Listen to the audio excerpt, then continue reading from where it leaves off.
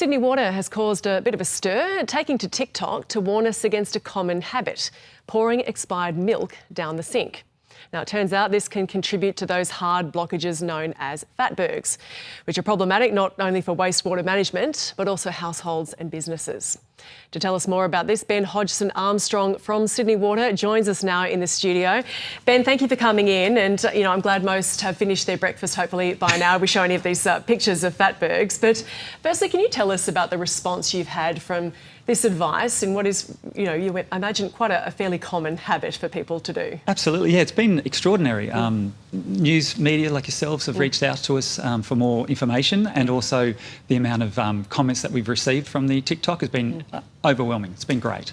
I think because a lot of us understand you don't pour oil down the sink, but it kind of follows in that vein. Maybe not as bad as oil in and of itself, but it's a component of Fatbergs, this milk. Can you tell us what else makes up those Fatbergs? Absolutely. So the milk, when you pour it down, or any oils, it changes temperature when it's in the pipes. It gets cold, and that's when it solidifies.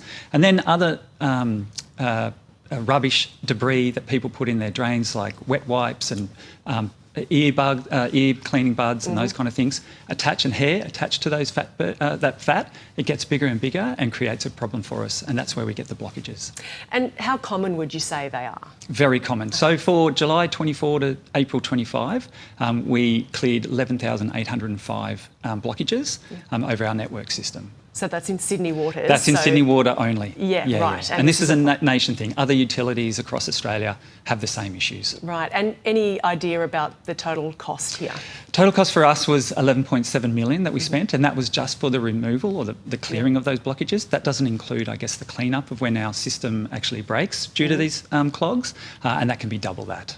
And you specified there the total cost for us, meaning Sydney Water. What is the cost for households, businesses, and to what end do we see the effects of these Fatbergs? Well, the Fatbergs, I guess, for us in our wastewater system, Sydney Waters, is where we clean it up. But it also can actually do clogs in people's homes, their own pipes. So when they call out plumbers, they need plumbers to come out there and clear those blockages. So that can be a cost to their hip pocket as well. So obviously you'd like this to stop. I guess it's a case of every little bit that doesn't go down there helps, right? Absolutely. And that's what we're trying to get to. We've got over 5 million people in our customers, and so every little bit helps. So if you collect that, 69% of respondents said that it was okay to put milk down the drains, down the sink. We'd like that to reduce. Some have thrown their hands up in the air saying, well, what else do we do with expired milk then? What do they do with it? Well, a couple of things. If you've got gardens, definitely you can dilute it with water and then pour it on your plants. It's a good nutrients, calcium that helps with the plants. If for renters that are out there or people that don't have gardens themselves, we'd rather than leave it in the containers and put it in the bin. And any final advice on what should be going down the drain and what certainly shouldn't? Well, our messaging is to keep it clear. Just water, soap and detergent is what we really want just to go down the drains. Ben Hodgson-Armstrong from Sydney Water, thank you for coming in. Thank you very much.